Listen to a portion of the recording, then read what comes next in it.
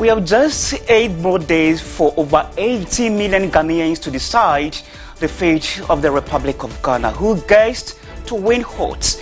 And here on Your Election Courts, we'll bring you details in every bit and pieces that we find in this space. A very good morning to you wherever you are watching us from. This is Wake Up News on Globe TV. I am Bright AWUSI. Let's begin with our top stories. And coming up in the 40 minutes belt, political parties and their presidential candidates contesting the December 7 elections have signed a peace pact to ensure a peaceful electoral process.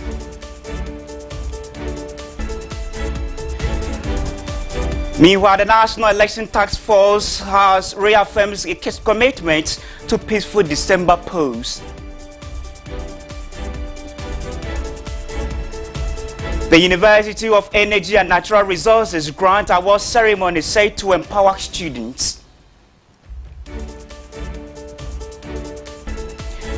On international front, government-funded hospitals in the US state of Texas have been ordered to collect information about their patients' immigration status.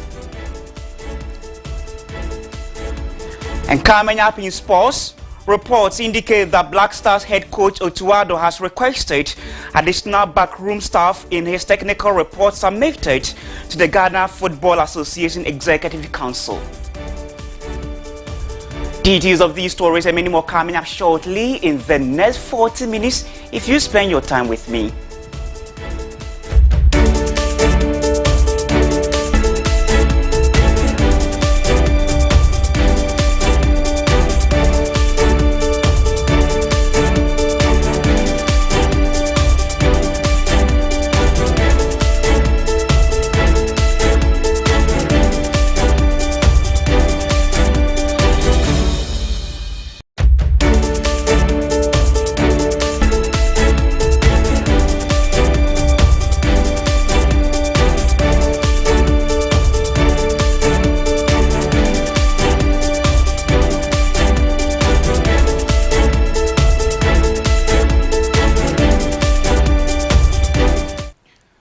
Welcome back to the program. Remember, we are streaming all across the world on Facebook at globetvonline.com. You can join us with your thoughts and comment. This morning, with just 18 days to the general elections, political parties and their presidential candidates contesting the December elections have signed a peace pact to ensure electoral process.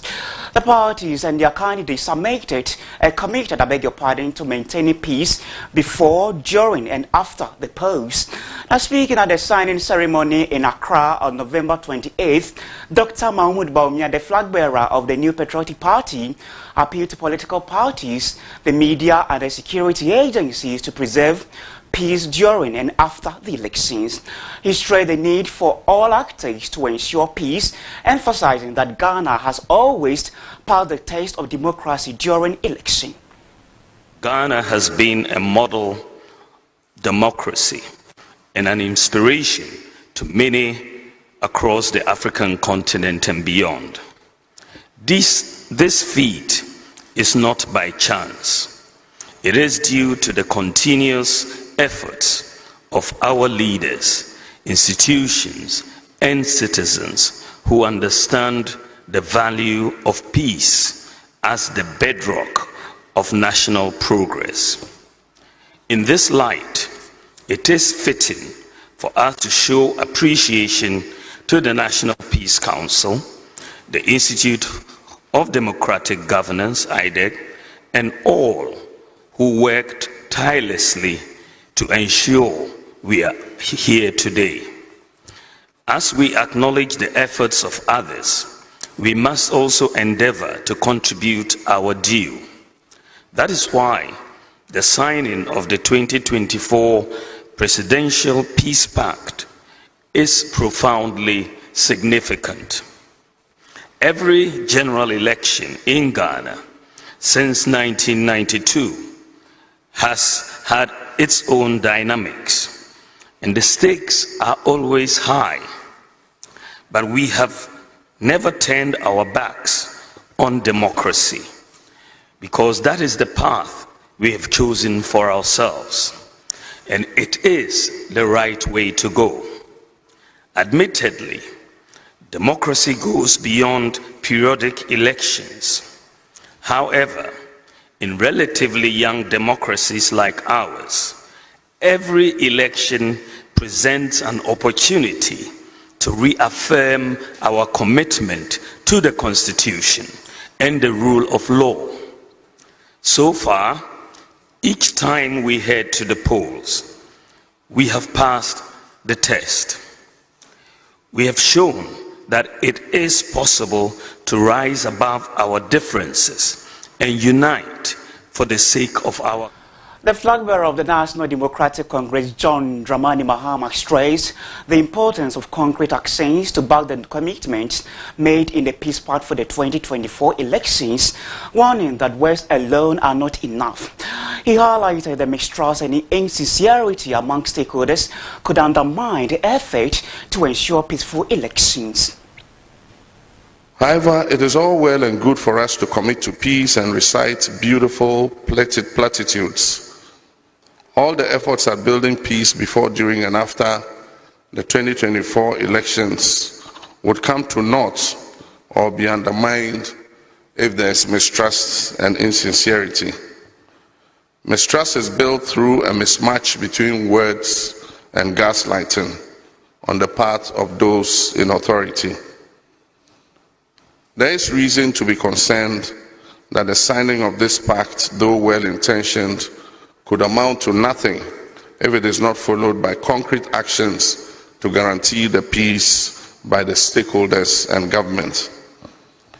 Events and happenings during the last election and during the AWUSI West Wuogon by-election create considerable doubts about the genuineness of some of the commitments that we might make today. We all recall the appalling spectacle of masked men acting on the orders of operatives of government, shooting indiscriminately at innocent Ghanaians, going about their legitimate electoral activity during that by-election. Some of the victims of that shooting incident remain incapacitated up till now. The refusal by government to act on the recommendations of the Emil Short Committee do not inspire confidence in Ghanaians that government truly believes in peace. Again, the inaction of government in the face of the murder of 8 of our citizens during the last election casts a shadow of doubt on government's commitment to maintain the peace. How are we to believe that such killings will not reoccur during this election as well? There also remains the vexed question of the use of thugs dressed in security service uniforms to intimidate and brutalize citizens during elections. Former President John Dramani Mahama also called on journalists to refrain from misleading voters about the election date at the December 7 draws close near. He urged journalists to uphold the highest standards of integrity and accuracy of their reporting, warning that any misinformation regarding the election dates could seriously affect the democratic process. So our media practitioners, I encourage you to promote balanced and accurate reporting, and we must avoid misleading the electorate by deceiving them that some parties are going to vote on one day and others are going to vote on another day. We must avoid sensationalism and speculation and focus on providing credible information that promotes. The Electoral Commission of Ghana has called on all political parties to accept the result of the upcoming December elections. The chairperson, Jane Mensah, assured that public trusts that the public robust measures have been implemented to guarantee the elections will be peaceful, free, fair and transparent. At the signing of the 4th Presidential Election Peace Pact in Accra on Thursday, November 28th, she encouraged confidence in the electoral process, emphasizing the importance of maintaining a peaceful and stable environment during the polls. With the help of our media partners, we captured the entire processes leading to the destruction of the faulty ballots by burning and brought this information to the doorstep of citizens. Today, the destruction certificates signed by the political party agents, the security agents, and the Electoral Commission staff are available on all our platforms, our websites, and our social media pages for all to verify. Your Excellencies, ladies and gentlemen, our application of the 3 ingredients in all our operations has contributed significantly to reducing the tensions and building confidence around the Electoral Commission's processes.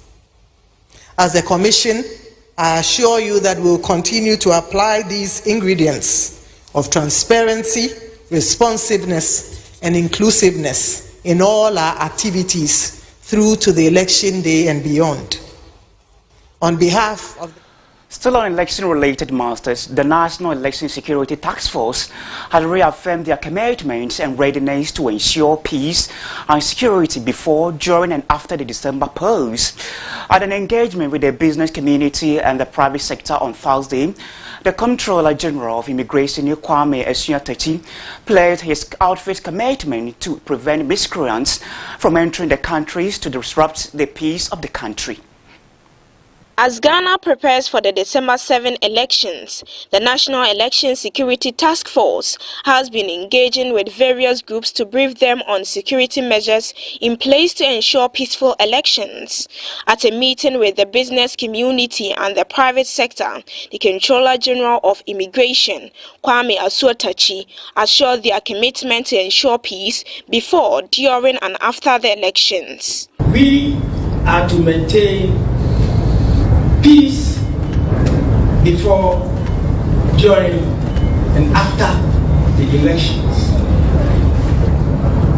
We've had elections since 1992 and made progress.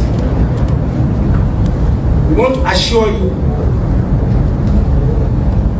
that as the National Security Task Force and all the security agencies, we are working very hard and committed. Dr. WAKEUPSHOW at the Electoral Commission emphasized that a credible, free, fair, and transparent election is a shared responsibility, and hence is calling for the support of all stakeholders. The Commission is going to assure Ghanaians that we will do everything within our powers to ensure free, credible, and fair elections. We also want you to understand that election credibility does not depend on only one institution. All stakeholders have different roles to play. When we talk of stakeholders in an election, we are talking of people or institutions or groups whose action can affect or is affected by the election. So if whatever you are going to do can affect the election, or the election can affect your action, then you know that you are a stakeholder. The Director General of Prisons, Isaac Kofi Ejiri, underscores the central role of a peaceful environment in propelling the growth of business. And therefore, I will urge you to preach the peace message to your people so that we will have a peaceful election this year. We all know that there's this strong negative correlation between peace or lack of peace or disruption of peace in a country and successful business in that country.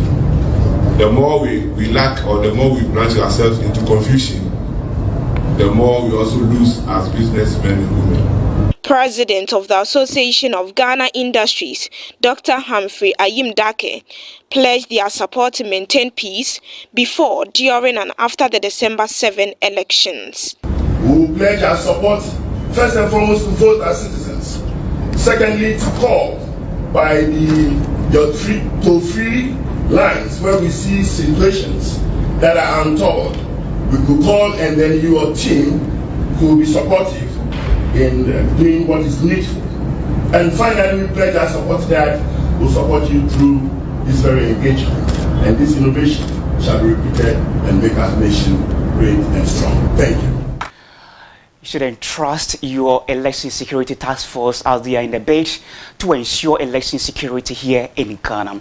To some other story, the Director of Communications of the New Patriotic Party, Richard Anyagba, has taken a swipe at the opposition National Democratic Congress, NDC, for failing to present practical solutions to Ghana's economic challenges. Now, speaking at a press conference at the party's headquarters in Accra, Richard Anyagba argued that the NDC approach to addressing the country's economic woes lacked the substance and vision. In the light of the NDC's perceived lack of economic vision, Anyagba called on Ghanaians to vote for Dr. Mahmoud Bawumia, who he believes has the bold solutions policies needed to address the country's economic challenges.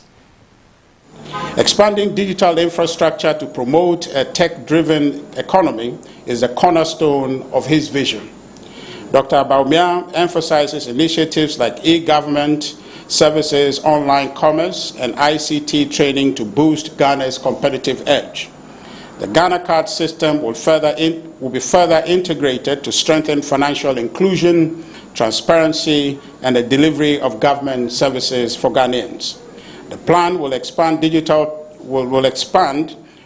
platforms to increase revenue mobilization and transparency while minimizing corruption. The proposal to abolish, ladies and gentlemen, taxes on digital payments such as the e-levy aims to encourage a cashless economy, fostering efficiency and financial inclusion. B. Tax reform for business growth. The Bawumia plan proposes a robust mechanism to stabilize the economy. The gold purchase program would address underlying issues like currency depreciation to lower the cost of living for Ghanaians. Closely associated with the currency depreciation is import.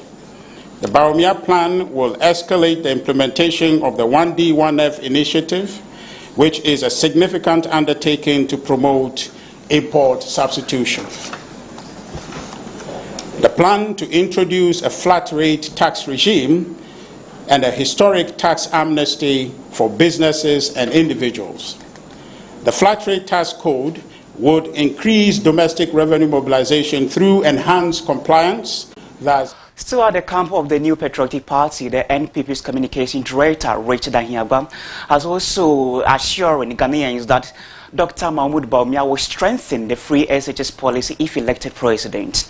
He accused the NDC of plotting to abolish the program, a claim that NDC denies, insisting they will rather improve its quality. However, the NPP maintains that the NDC past criticisms of the initiative signal the lack of commitment.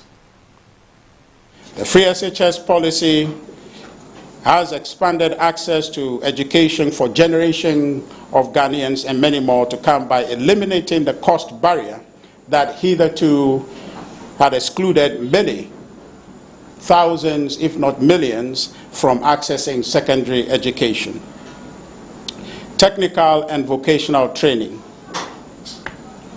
TVET institutions are being revamped to meet the demands of industrialization and address unemployment through practical skills training. And this, I want to add here, is also part of the free SHS. So it's not only grammar school, but technical vocational training is part of the free senior high school policy. And Ghanaians, children or students who are participating in this policy are being built and enhanced for the future jobs market. Coding and robotics in schools. Bawumia plans to integrate technology education into the free SHS curriculum to prepare students for the digital economy. This plan underscores his vision of preparing the Ghanaian youth for the demand of the global digital economy. Mohammed's tenure, ladies and gentlemen, lacked similar forward-looking educational reforms, leaving significant... Just 8 more days to the general election. Here on your election court, we are monitoring and following keenly everything that hits on the ground. We here can assure you of comprehensive credible and unmatched election coverage. And we can always give you that assurance because we remain your election courts. You're still watching the Wake Up News on Globe TV. I am Bright AWUSI. Coming up on the program, the University of Energy and Natural Resources Grant Award Ceremony set to empower students. My colleague Bella Tete has more right after the break. Do stay with us.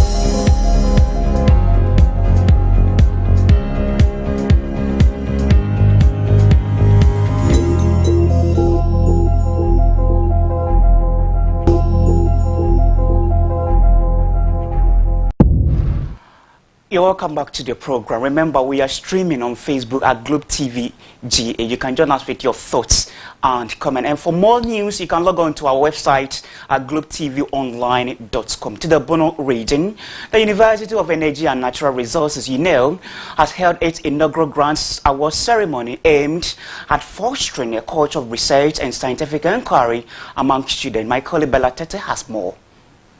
The event themed Nurturing Innovative Ideas to Maximize Research Impact for Sustainable Development seeks to enhance research capacity and increase visibility. According to Vice Chancellor Professor Elvis Asari-Bediako, the university is committed to serving humanity through teaching, research, and community service. He emphasizes that research has the power to propel the university globally, driving solutions to real-world challenges and improving lives. As part of our plans to keep our name among those of the world's top universities, we envision to grasp every opportunity to showcase the little we have to the world.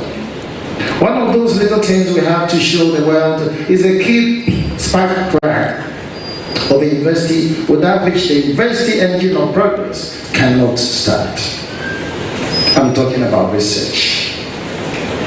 Our call to serve humanity as a university trans in 3 ways: teaching, research, and service to the community.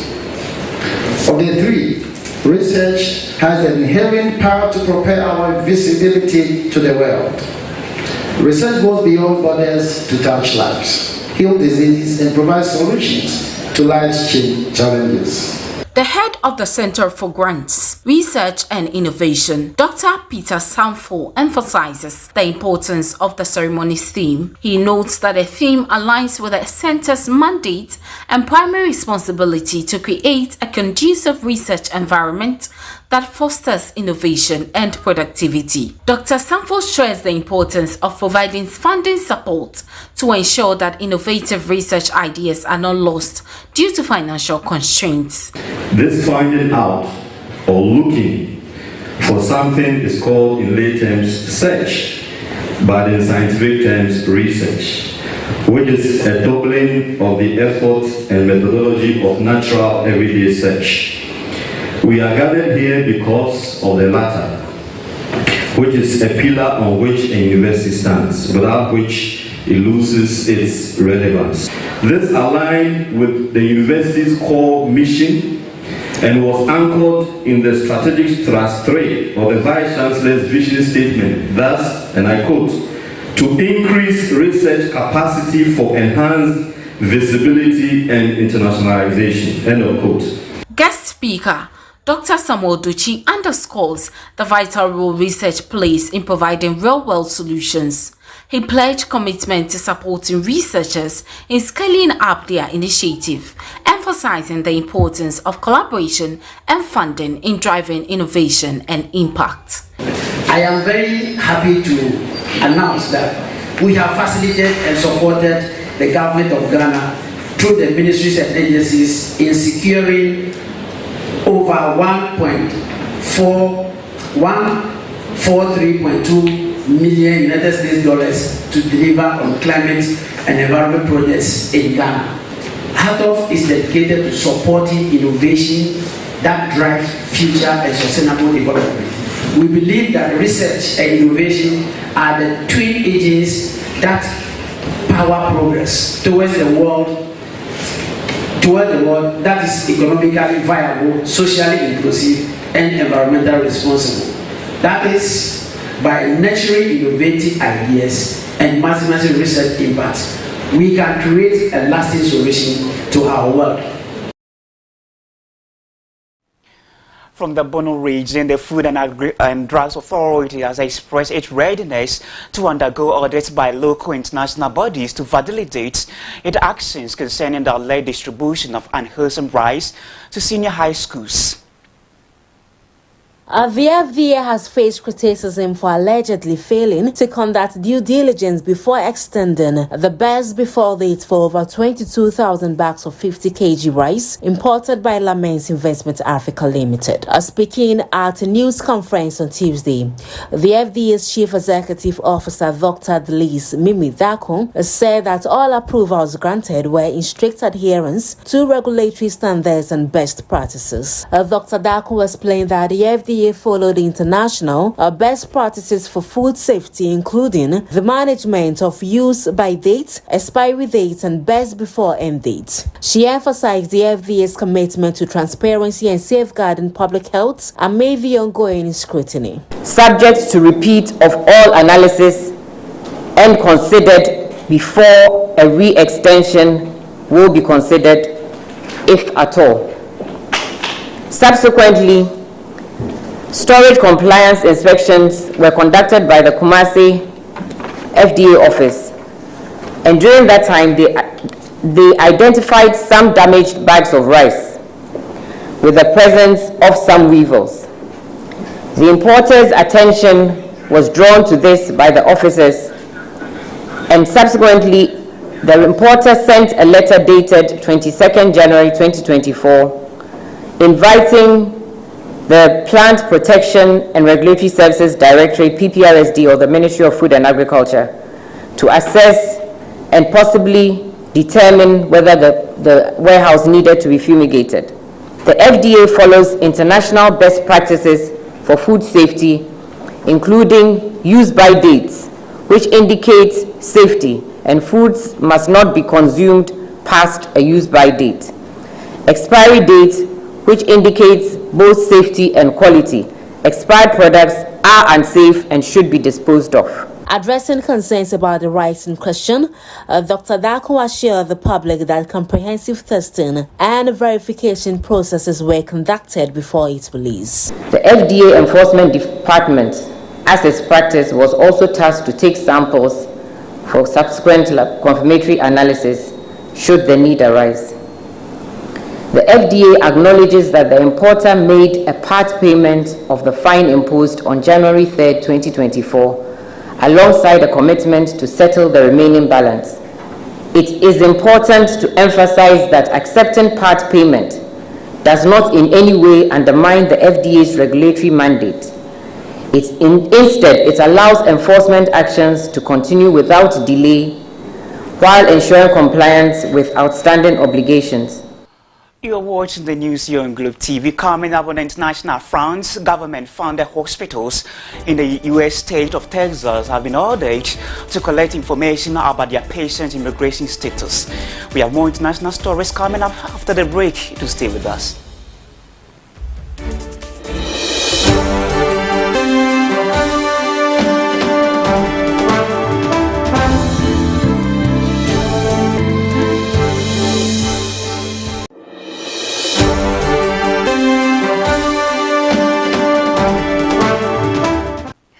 On the foreign front this morning, Texas hospitals patients will be asked if they are in the U.S. legally starting this Friday. The new policy stemmed from an order by Republican government Greg Abbott, and it escalated the state clash with the Biden's administration over immigration.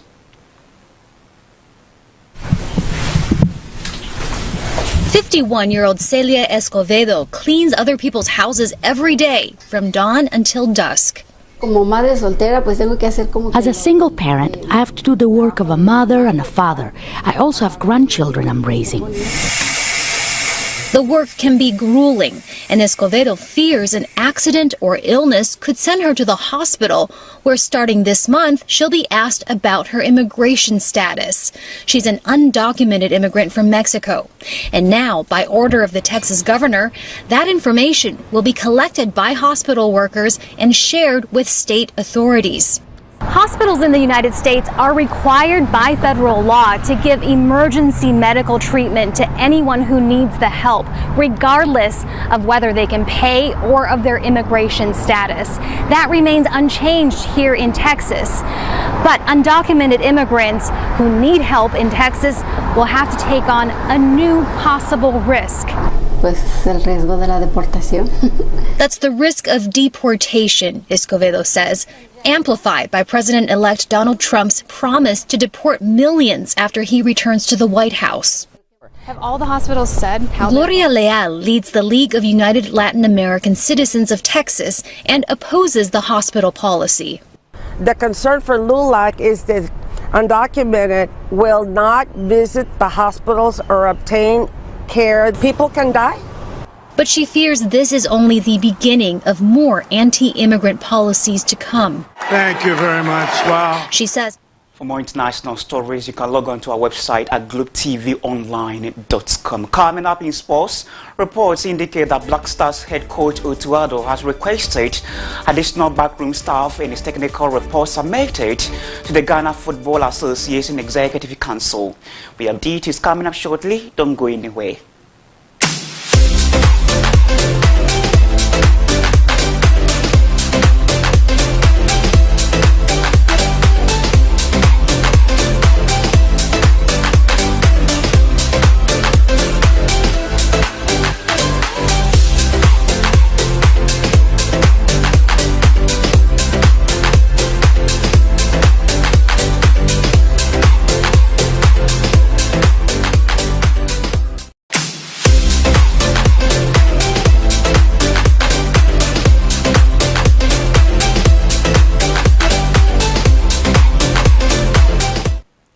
You're welcome back. City Sports reports indicate that Black Stars head coach Otuado has requested additional backroom staff in his technical report submitted to the Ghana Football Association Executive Council.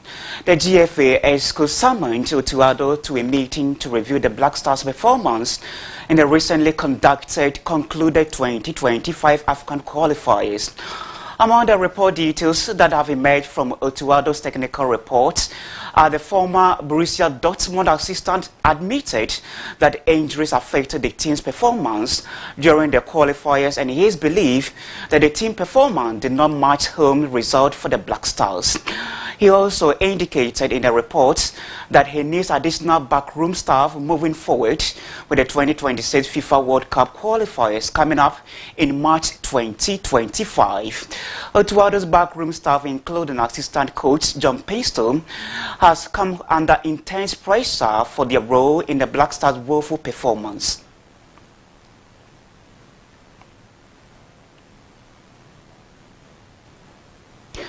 Kumasi's Anti-Kotoko Sporting Club has appointed Sudan's national men's football team head coach James Kwesi Appiah as its new head of sporting affairs. Appiah, a former Kotoko player, previously served on the club's interim management committee. The appointment comes amid changes in the Kotoko's hierarchy, including Dr. Prosper Ogun's focus on coaching Malik Jabil's appointment as technical director. Up to coach Kwesi Appiah, I recently led Sudan to the 2025 AFCON, defeating Ghana in the process. He also previously led Ghana to the 2014 FIFA World Cup and will return to his position on the Ghana Football Association Executive Council.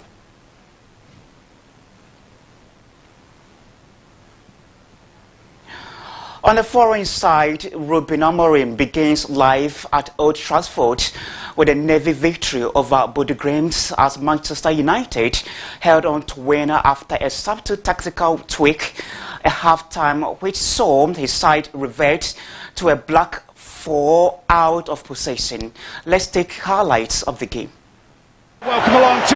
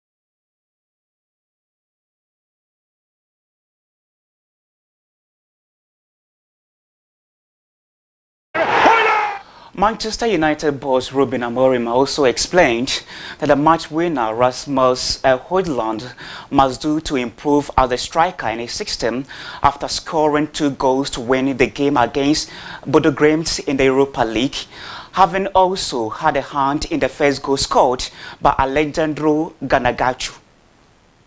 Was the atmosphere? The atmosphere was incredible, and was a little bit of relief. You know, the first win is always the most difficult one in the hard game, but I think we deserve it. The win, we create more chances, we control more of the game, we suffer 2 goals in transitions.